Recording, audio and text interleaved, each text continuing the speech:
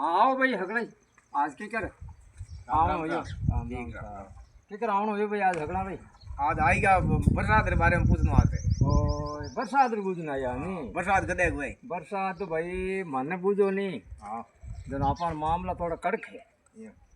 कड़क क्यों है थार बरसात करावनी वे चट्टालिया में हाँ तो गाँव रा सब भेड़ा हो जाओ हाँ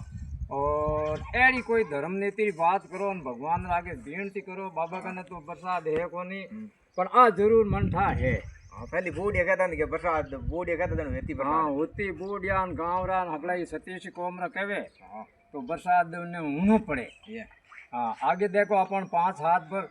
पार ला गाँव टलता हाँ अपन गाँव कौन टलता क्यों गाँव री में ये धर्म पूर्ण हो अबे थोड़ो सो पाप फैलियो है हिम्मत वे गाँव री वो पाप बंद कर दो एन धर्म नीति में आज वो तो मेरो घाटो ज्या तो अपन कह दीजिए कि मेरो घाटो है ए नहीं तो भाई रे भले हाकड़ लागे जी वो तो काना टाली इसका ही 12 कर निकले ठीक आई बात